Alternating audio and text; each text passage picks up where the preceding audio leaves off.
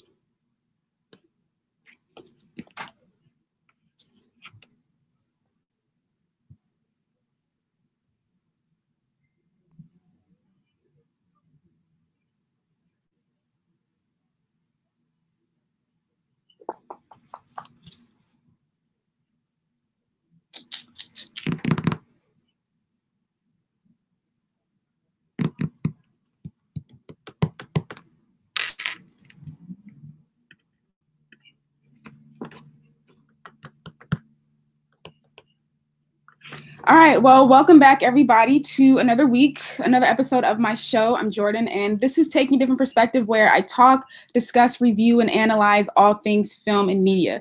So, the past 2 weeks of this show, I think, has definitely required a lot from me mentally. So I did kind of go into this week kind of in chill mode, and so I thought that I would go ahead and just make today's episode a review episode where I talk about some new, kind of new, and not so new movies. And so one of the movies that I'm going to be talking about today is Deadpool 2. That's one of the new movies. It came out on May 18th. And so, yeah, I'm going to be talking about the sequel to the really successful first installment. Besides that, I'm also going to be talking about A Quiet Place. I thought that the movie itself looked really good. Besides that, I know that this was the second directorial feature from John Krasinski. I really enjoyed his first one, The Hollers, that came out, I don't know if it was last year or 2016, but yeah, I really enjoyed that. So I was interested to see how he was going to do with this scary movie genre. Besides that, I saw a lot of people talking about this movie, and it was also a hit at the box office. Now, even though I knew all of those things to be true, A Quiet Place is still a scary movie, and you all know how I feel about scary movies. So I, in all honesty, did not really make any plans to see and or to talk about this movie. I had wanted to, but like I said, it came out, and then, I don't know, time just went by, and I was like, I guess I'm not going to talk about it. But I have had more than one person on more than one occasion ask me if I was going to see the movie, if I had seen the movie, and if I was going to talk about it. So seeing as though this is what the people wanted, and seeing as though I tried to be a woman of the people, I said, let me go ahead and give them what they want, even if it is a bit late.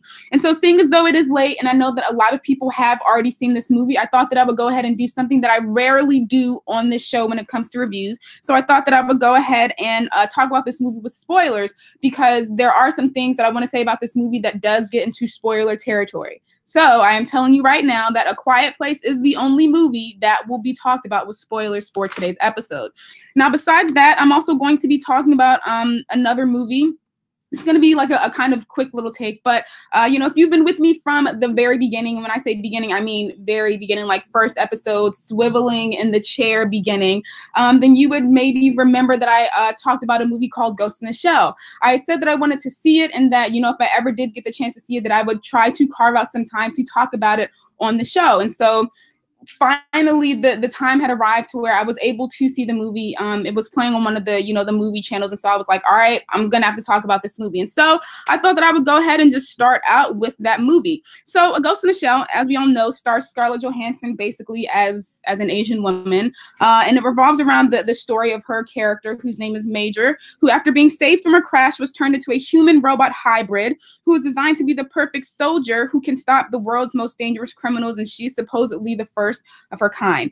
Now, this movie is one of those movies where if you skipped it, or if you don't necessarily remember too much about it, then you didn't really miss out on much, like, at all. If you do remember the movie, one of the big controversies that surrounded it was the fact that Scarlett Johansson was cast as the lead in this movie. The movie itself is based on a popular Japanese manga that came out back in 1989, and so of course, people are thinking, okay, it's a Japanese manga, so we're gonna get a Japanese actress, but we did not, and so of course people were upset. Now, apparently, one of the publishers of the manga said that they had never imagined that it would be a Japanese actress in the first place. Now, I don't know if that necessarily means that they didn't want to see a Japanese actress play this role, or maybe they just really did not think that a Japanese actress would take on this role because basically racism. But I have to say that I still definitely get the opposition, and it's something that I very much stand behind. I think that they could have and should have at the very least casted a Japanese actress. You know, if the whole point of casting these white people in these ethnic roles is to make the movie more profitable, but then you get a movie like Ghost in the Shell that had a $110 million budget, but only ended up making like $20 million in its opening weekend, it's kind of like, well, how foolproof is that plan that you all seem to fall back on time and time again? You know, maybe it is time to like think outside the box and try to do something a bit different. You know, if you know the white people that you're casting don't make the movie any more profitable than if you were to cast an unknown person that actually matches more of the ethnicity of the role, then why not just give it to someone that matches the role more? But I digress. You know, even if they did want to, you know, still continue to do the whitewashing and all that kind of stuff, I, at the very least, think that they low-key could have gotten someone better. Scarlett Johansson just does not do the role justice, I believe. And this isn't taking away anything from her acting abilities, because, you know, I think she's a fine actress. You know, I think that her voice work in the movie Her was probably, you know, some of her best acting, you know, that she's ever done. But I don't know, just her in this role, I really didn't like. Her voice was really monotone. And I mean, I understand that she's a robot / human hybrid, and so, you know, you would think, you know, if you're a robot that you would, you know, talk a bit more emotionless, but at the end of the day, you know, she is still a human. And so I kind of wish that her voice had a bit more range, and I don't know the correct terminology, but I guess like inflection to it. Like, I just wish that she sounded a bit more human than what she did. Like all throughout the movie, she was just like, oh, you know, I don't understand. This isn't right. I don't know how to feel. And it's just like, girl, like, you could have given us so much more. Now, as if that wasn't bad enough, this role basically felt like the same role that she played in Lucy. You know, this movie basically felt like I had already seen this before, and, you know, after a while, it did kind of feel like the two roles in the two movies were kind of blending together, and not in a good way. And, you know, and so, you know, when it comes to these actors or actresses, and, you know, I'm not saying that you can't take whatever role that you want to take, but, you know, if you're going to continue to take these roles to where you essentially kind of box yourself in, or you take, you know, these same roles, I, at the very least, ask that you make the roles distinguishable. Like, let me be able to say, okay, that was the character from this movie, and that was the character from this movie. But I didn't get that from this particular movie, you know, when I compared it to her other movie, Lucy. And I think, you know, that was one of the biggest things that I didn't really like about this movie, especially in the beginning, was that, you know, the two movies just weren't indistinguishable. I was like, okay, like, which movie am I watching right now? But I would have to say that once we got, you know, to the second act of the movie, so around the middle, that is when the movie definitely started to catch my attention. You know, they had finally introduced an antagonist that they had been talking about up until that point, and I think that once they had introduced him, that whole subplot that surrounded him did feel like it was coming together a bit more, and so it did kind of up my investment in the movie by that point. But then by the time we got to the end, my investment had dwindled again. It just felt like some regular old action sci-fi movie. Now, besides that, visually, I would have to say it was a treat. You know, that was one of the things that I remember commenting on, you know, when I had first talked about the movie, that I thought that it looked visually pleasing. And so, yeah, I do feel like I kind of missed out on not seeing the movie on a bigger / better screen. But yeah, other than that, this movie, it's really nothing to write home about. You know, if anything, speaking more personally for me, it definitely makes me, you know, want to actively search out the original so that I can watch that. And so hopefully at some point I will be able to watch the original Ghost in the Shell. But this one with Scarlett Johansson, I wasn't a huge fan of at all. Now, going ahead and moving on to Deadpool 2. As we all know, it stars Ryan Reynolds. It also stars Josh Brolin, Zazie Beetz, Morena Baccarin. I'm not too sure if that's how you pronounce her name. Leslie Uggams, Karan Soni, Julian Dennison, and T.J. Miller. And this movie follows the quick-witted, subversive, crude superhero as he's trying to put together a team known as the X-Force to save a mutant kid from a villain known as Cable. Now, me being completely totally honest with you all, I wasn't particularly looking forward to this movie. To me, this wasn't one of those movies where I needed to buy the advance tickets or that I needed to, rush out to see the movie on opening weekend. I know that this was a hyped, summer blockbuster superhero movie, that is the sequel to a massively successful first installment, but I didn't really love the first one as much as I know a lot of other people did. And I think that a huge reason as to why that is because of the humor. When they were marketing this movie at first, one of the things that made this movie stand out from all the other movies was the humor of it all. And I don't know, it wasn't personally funny to me. Now, that's not to say that the movie itself isn't funny, because there is a lot of humor to it, but it didn't get a lot of like laughing reactions out of me at the very least as much as I had hoped. And so, I definitely think that had affected my feelings going into this one. But I was still interested to see this movie. And so I saw the movie, and I have to say, I was disappointed, to say the least. Sorry, not sorry. I think that I actually liked the first one more than this one. Now, I do think that I would have to see the first Deadpool again in order to, really be able to put my stamp on that statement. But just from, me remembering how I felt about that movie and then comparing that to how I feel about this movie, I feel like the first one was probably better than the sequel. Now, again, that's not to say that I didn't enjoy the movie, because I did. Like I said, it's another summer blockbuster movie that goes for the entertainment value above all else, and it does entertain you. Ryan as Deadpool / Wade Wilson does a phenomenal job, as I thought, of course he does a phenomenal job as these characters. He was definitely born for this role, so of course, that was great. And then also visually, I thought that the cinematography was a pleasant surprise. I didn't really go into this movie thinking that that the cinematography would be one of the things that I commented on. And so, I'm happy that at the very least I could tell that they put some care and attention into this movie. And so, I wanted to, give them their props for that. But other than that, everything else, I have to say, felt a bit flat for me. And again, I would have to say one of the biggest reasons as to why that is because of the humor. Again, I don't know. It wasn't really funny to me. Again, that's not to say that the movie is not funny, because there is still a lot of humor to it, but it just wasn't personally funny to me. Now, I know that that's not the case for a lot of other people.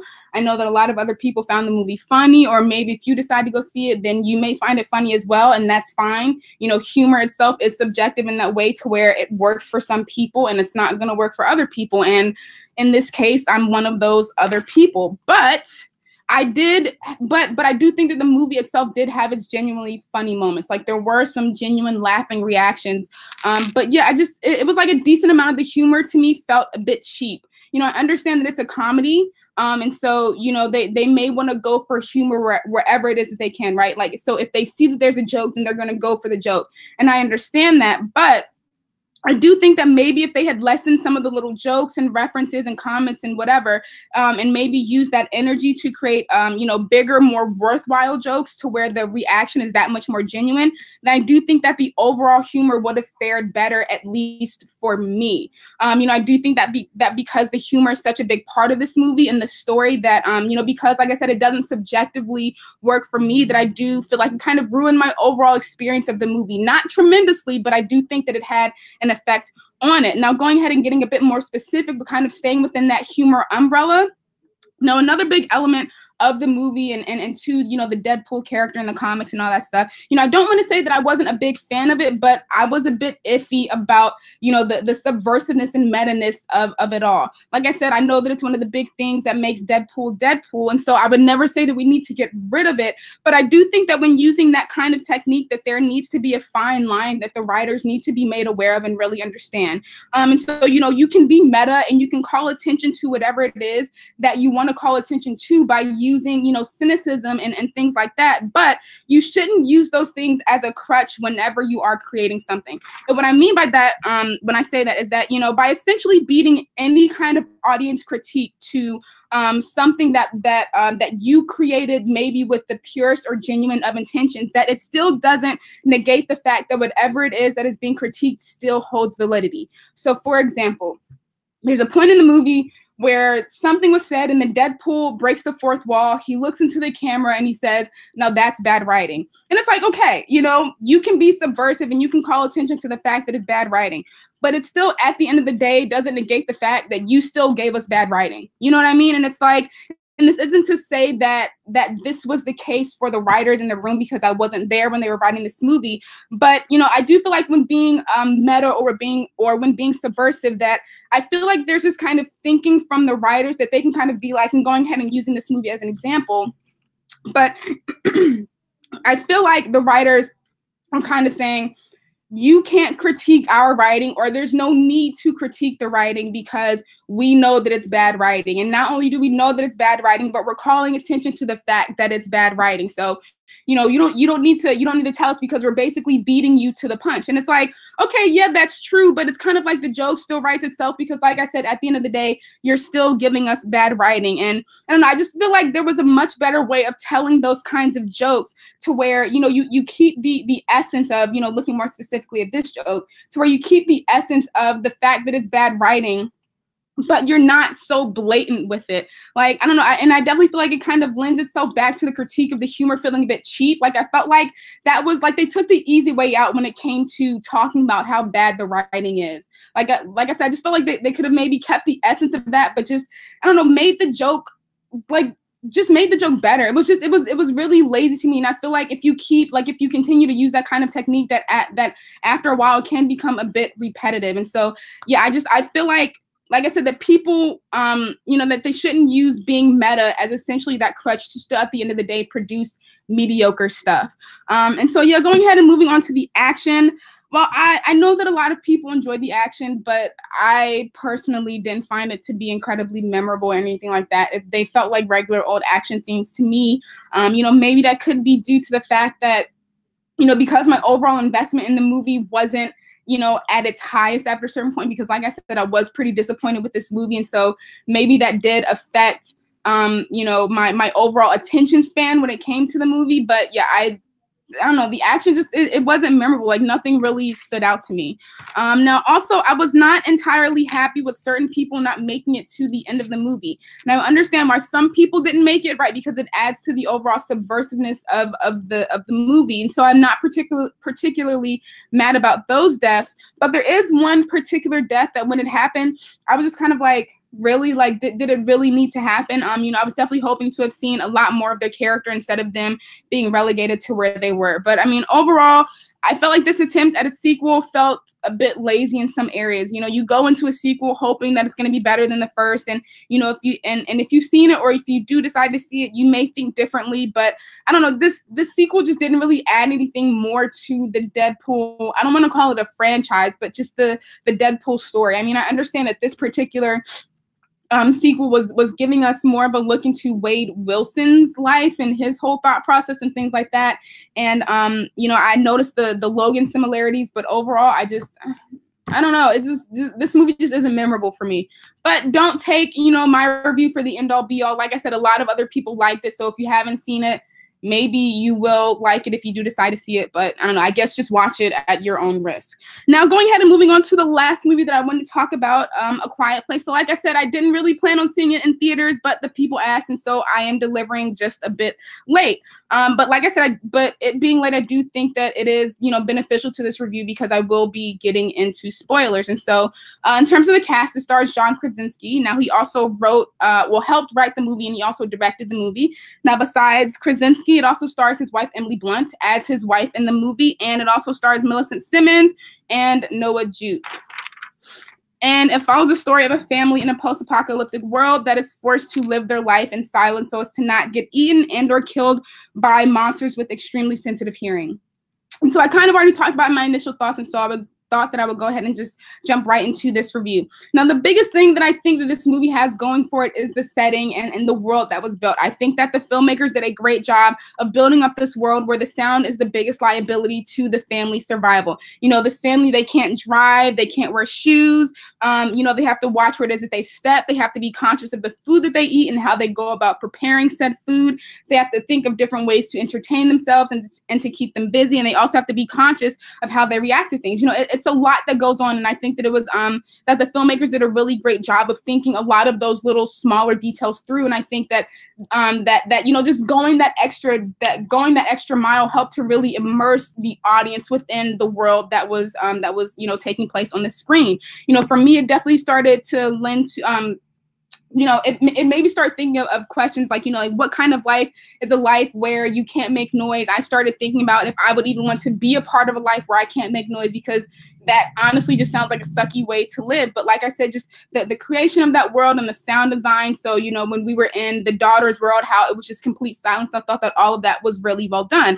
I also like the acting. The actors themselves didn't have the luxury of words to give us insight into their story, how they're feeling and things like that. The acting is a lot more physical and visual in that sense. And I think that everyone brought their A game. Now, with all that being said, I liked the movie. I did, but I would be lying to you if I said that I also didn't feel a bit underwhelmed by the movie. I felt like overall it was a bit too safe. John Krasinski, I thought, hits all the right marks for a good scary movie, but it did kind of feel like he didn't really take it any further than that, and I was kind of hoping that he would. If my memory serves me correctly, I do recall John Krasinski saying in an interview that he was never a huge fan of scary movies, and that, like, it wasn't his go-to genre of choice. And, this isn't to say that you need years of a childhood love of something. And this isn't to say that you don't need years of a childhood love of something in order to do it justice. But I do feel like John Krasinski was more focused on making sure that that the movie just works on a scary movie level, right? So making sure that the tension is there, making sure that he's building suspense in the right way, making sure that the conflict is there, that when it came time to actually pushing those boundaries and actually giving us more, I felt like he held back a little bit. But that's not to say that the simplisticness of it all still does work for the movie. Like, I still liked it. Besides that, I do think that there were definite plot holes in the movie, or things that just didn't fall on the logical side of just life. And so, I know that, that if you've seen the movie, that you probably did have, a lot of questions and concerns as to why the characters chose to do something instead of doing something else. And while I do think that holds validity, I think that it's also important to remember that because the movie itself is incredibly simple, that to overanalyze it in that way does kind of ruin the movie for you. So it's like, you can be nitpicky, but at the same time, you don't have to be. Now, in regards to another thing that I wasn't really a huge fan of, I would have to say the obstacles themselves. I felt like they were a bit too on the nose, and that the filmmakers could have and should have been a lot more subtle with the things that cause problems for the family. Like, for me, I'm sitting in the theater and I'm watching, and I'm like, to me, like, when it came to the obstacles, it was like, of course, this is going to be an obstacle for a family in a world where they can't make noise. So, you have like an 8-9 month pregnant woman that's about to give birth. Then, you have the mother that goes into labor as soon as the father goes off on his journey. And then, there's going to be the flood in the basement as the mother's sleeping and she just had her newborn baby. It was like, to me, the problems felt a bit too man-made, to where that it's this conflict, to where that it's creating this conflict, to where it's like the characters need or want to make noise, but they can't because, they're not trying to get eaten. And so, yeah, I just wish that the problems didn't feel as contrived as they did. They felt like definite plot devices instead of things that were just kind of unfolding in the story. So for example, there's an example in the movie where the kids are playing Monopoly, right? And then the son knocks over the lantern. I thought that was a great way of creating conflict without really calling attention to the problem too much. So before the lantern gets knocked over, if you remember, there's actually a video on YouTube where John Krasinski talks about this very scene. So I would say look up the scene if you can. But before the lantern gets knocked over, and the shots leading up to that moment in the scene, they show you the lantern that causes the problem, but it's done in a really subtle way, to where you see the lantern behind the boy. And so every time, you see the boy on camera, it's still in the frame, but so it's there if you see it, but it's like, if you don't really pay attention to it, you're not going to know that that's going to be, a problem for them later on. And I just thought that was a great way of, like I said, calling attention to something without calling attention to it per se. And I just wish that we had gotten more of those obstacles than the ones that we had got. Now, I thought that I would go ahead and kind of finish out this this review by talking about some specific things that I would actually fix about the movie. So for number one, I wouldn't have had the mother be pregnant for a majority of the movie.